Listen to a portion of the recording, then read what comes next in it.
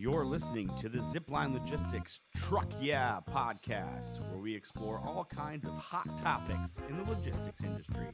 Get ready to learn, laugh, and get your freight on. Ladies and gentlemen, welcome back to another edition of the Zipline Logistics Truck Yeah podcast. My name is Jesse Jewett. Joined with me, as always, our Director of Training and Development, Teddy Lee Knox. We got a special guest today, Niki Pardi, our Assistant Director of Operations. Just celebrated her 3-year anniversary at Zipline. Is that correct? Going on 4. Going on 4. Already looking ahead. We've worked together with our account plays on the customer operations side, making sure our customers are up to date and meeting all of their service needs. Did I outline that pretty well? Yeah, that's it. Wonderful. One of my favorite things that people refer to in the office when about your expertise with our customers is they call it Pardi projects. And I think that's really fun. And I love that, to Jesse's point of you being able to see data about customers, understand customers, and help create plays, plans, and projects. It's really awesome. And Pardi plays is just really fun to say. So just so everyone knows. Pardi plays, Pardi projects. Our listeners, all of our listeners out there, our Truck Yeah heads. I don't know if we've decided what we're going to call our listeners. I like Truck Yeah heads. Truck heads. Truck heads. prior to coming to Zipline, where did you work? What was your role and what did you do? Yeah, so I worked for 3 to 4 years at a company called Greif, if you've ever heard of it. They're international, they're huge. My experience came from them on the shipper side of things. So I was scheduling a lot of the inventory out of some of their warehouses. And yeah, the experience truly helped me in my role now understand what our customers are looking for and how to make their lives a lot easier. How about that? Hit the ground running here at Zipline.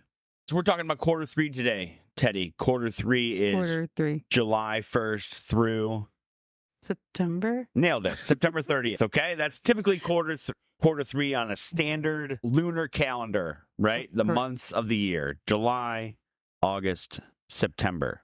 Niki, quarter 2.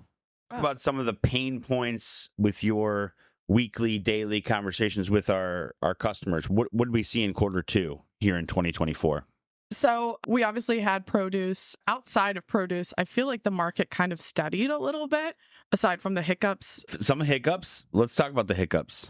Just your normal, produce season. Bumps. Yeah. I mean, certainly in quarter 1, I think we all would agree that January was difficult. The post-holiday lulls into weather-related capacity crunches, right? The weather up in the Northeast and the Midwest in early quarter 1 certainly threw some things into a tailspin here and for some of our other customer partners. But yeah, heading into quarter 2, followed a trend of what I like to call seasonal markets, right? What we say around tax day, April 15th, every year, or mostly every year. 2020 to 2022 were a little bit different, but April 15th, the Southeast, produce starts happening, trucks are being gobbled up, more product is being shipped out of those locations, and that tends to cause trucks to head down there so they can get paid a premium to get out, right? Shipping produce, you have to get it off your dock or your field or your production facility to avoid any loss of the product by sitting out in the warm weather. That is certainly makes it a priority. So things are a little bit spicier down there. Definitely. Yeah. And Teddy, in your tenure, typically produce ends when in the Southeast? July 4th. But one of the interesting things I think about quarter 2 or this year is the last couple of years, produce has been different from when I initially started. So it used to be something similar to another podcast that we have about the logistics holidays. Like, it was actually something that was all hands on deck for the entire produce season, being prepared. But I don't know if soften is the right word, but it's changed since COVID. Produce is not the same as I remember when I first got into logistics. It is, I guess there's maybe more capacity or there's more flexibility, but it's not to the point where you're really fighting for that truck. You have the flexibility for trailer type. You have the flexibility for due dates with your customers.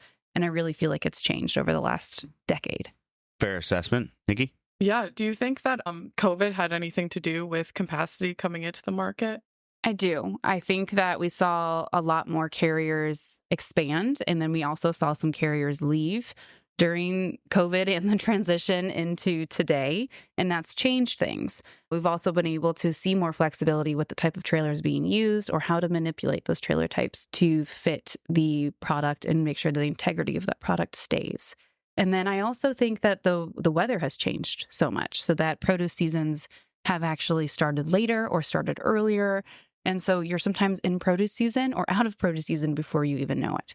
And again, that produce season is not just for everything. As you know, if you go to the grocery store, there's certain things that are in season and that slightly changes. But this has always been, this time that we're talking about in quarter two has always been the flagship for produce season. Yeah, it's a fair assessment. I think one, there certainly is more capacity in the marketplace, right? There's a lot of entries from, I don't know, probably April 2020 until really April 2022. We've seen more or less an 18 to 24 month steady departure of motor carrier authorities leaving, but there's still, I don't know, I would say we track it every week in our pricing meeting, but roughly 50,000 extra motor carrier authorities still in the marketplace compared to 2019 pre-pandemic. Mm-hmm. So that's a lot of extra trucks. Yeah. Secondly, Teddy, I think you hit the nail on the head with our experiences having worked here for what seems like 100 years. Mm-hmm. It's actually just 12. That's a lot of produce seasons, but I think we're better prepared now. Mm-hmm. We've been talking about this for 12. Like I remember my first one. We've been talking about it. We look ahead. We work ahead. We ask the right questions. As you mentioned, trailer types. Can we ship this dry van shipment on a clean, dry, and off reefer? Mm-hmm. That's going to provide extra availability. So we're working ahead. We're communicating. # one of our values. We're developing partnerships with both carriers and customers. Another one of our values. And we're working ahead and over, planning so that we don't put ourselves in a bind and deal with getting freight back or getting a shipment back or seeing a massive spike in the rates. Now, we do certainly experience those, and it's been a challenge. Mm-hmm. But heading into quarter three, as you said, July 4th, typically in the Southeast, things starting to loosen up. It then shifts somewhere else, Southern California, hint, hint, wink, wink. We're starting to see that here for the next probably quarter three, I would say. Yeah. So we're starting to see some, capacity crunches. Imports are up in California. I need to do some more research on that. Candidly, I think there's been some diversions. Obviously, Baltimore port experienced a little bit of an issue with the bridge getting hit and knocked over. We've had a little one, just a small, massive, just a little hiccup change, and then some diversions via the Red Sea. That's been a little bit chaotic out there. So we've diverted to some other places, other ports. I saw both California and Savannah. I believe one more port, Charleston, is up year over year. So that's pretty cool to see. But let's talk about your work with Canopy, Niki. I know you're an expert there. Reminder, Canopy is our proprietary software intelligence tool that we use to help make unique transportation decisions for our customers, unique and best transportation decisions for our customers. What's up, truckers? If you're loving this episode of the Truck Yeah podcast, I guarantee you'll also love Zipline Logistics' newest ebook. It's called Leveraging Shipper Intelligence Technology to Navigate Supply Chain Issues. And this amazing ebook dives deep into how you can select the best shipping technology to maximize your brand's ROI, a peek into what technology that's out there, and everything you need to know about Zipline's proprietary shipping intelligence tool, Canopy. And you want to know the best part? It's completely free. So you can download the ebook by visiting www.ziplinelogistics.com or by simply clicking the link in the show notes. This is an amazing resource that you don't want to miss out on the opportunity to check out. So go download it right now. Now, let's get back to the episode. Yeah, so I'm going to start out, and I promise I'm coming back to that. It's all tied together. But honestly, I feel like predicting the market right now in the last couple of years has been more difficult than ever because all of the forecasts and the things that people think are going to happen very much change and quickly. But outside of your typical holiday capacity straits coming up, the market seems to have steadied more than it has in the last couple of years. I don't believe it'll stay like this. I think we're going to have a little bit of shakeup in 2025. But in the last couple of years, I've noticed that a lot of our customers have cut out large portions of their carrier networks. I believe they're trying to invest more in relationships. They're looking for trusted partners not only who, they can trust on a day-to-day basis, but like going more granular into that, like vetting carriers, security purposes, and going into Canopy. I think technology is becoming a huge part of what our customers are looking for, giving them their KPIs, showing them, I guess, not only just sharing, here are your costs per case, but why is your cost per case, going up or going down? Like, is there something that you can do to control your cost and make it more efficient? That goes back to Jesse's earlier point, basically logisticizing for our customers, for all shippers should be focusing on that with their partners. If you can't do that, if you don't have the data behind it, it makes it really hard for you to forecast and grow. So not having that data and not having that trusted partner. Sure, trusted partners are fine. But if you don't have that main partner to help you gauge or, I don't know, your journey through the markets or your fiscal year, I think that can make it a lot more difficult. So I like that point of the changes that you've seen, and hopefully shippers continue to find those trusted partners and have some sort of technology to use. Yeah, and that's exactly what, bringing back Jesse's initial question, Canopy does for us. All of our operators and our account managers on the floor have that knowledge and have that experience and are able to draw those conclusions to make those points and drive those solutions home with our customers.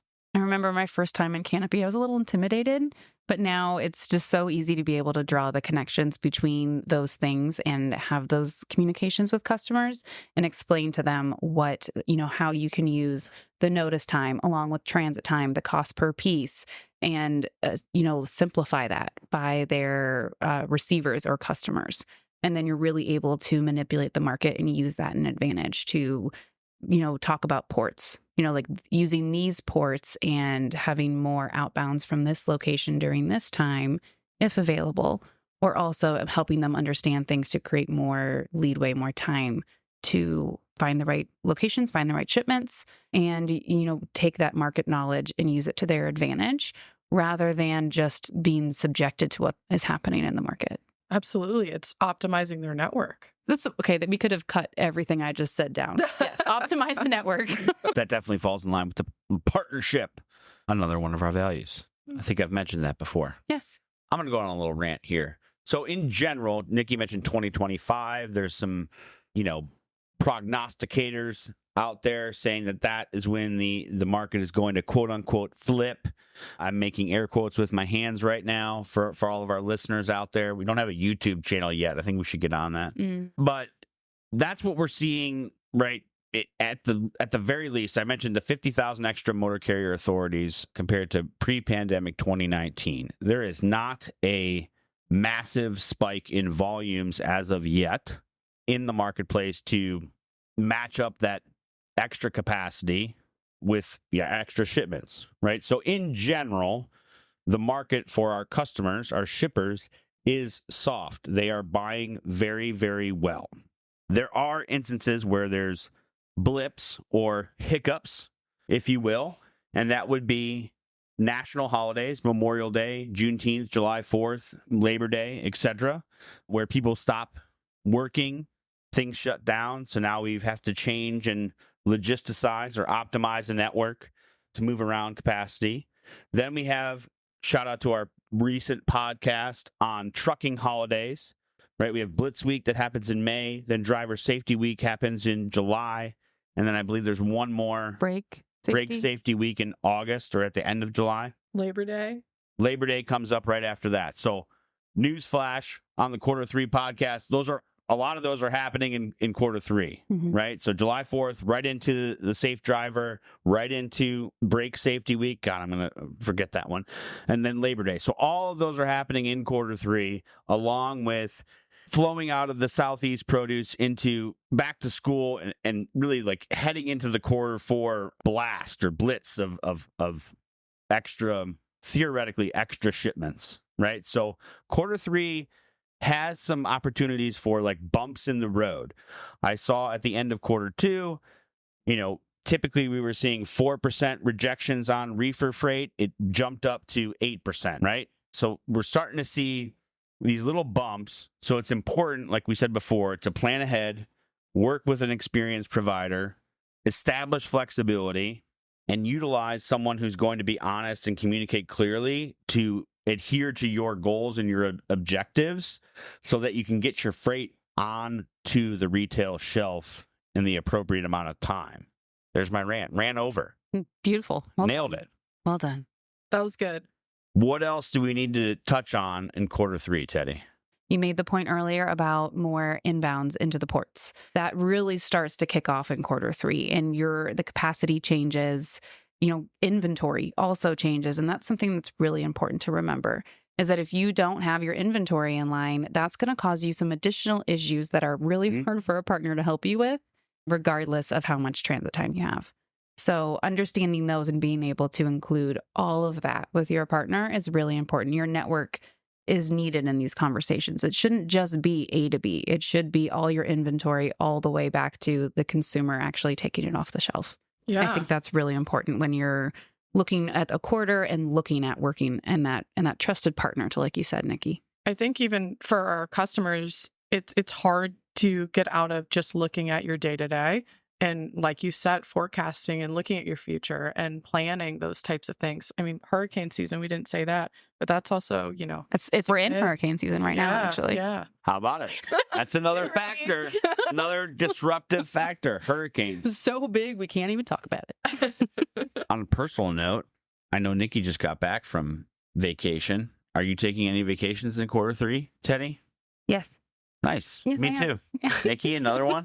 I have no idea. I don't think so. Okay. Nothing planned right now. Okay. But you never know. Well, So- that's actually a really good point. In quarter That's four, why I brought it up. tons of bandwidth issues for shippers, for Yeah. carriers, for customers. So again, if you don't have that trusted partner that can back up the person that's gone, good luck.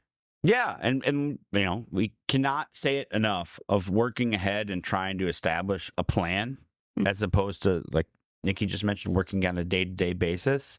Like, you need to be 2, 3, 4 steps ahead so that you feel comfortable taking your summer vacation with your children or with your family. It's important to prioritize those things and work with somebody that you trust. Niki Pardi, Assistant Director of Operations at Zipline Logistics, thanks for joining us. Thanks for having me.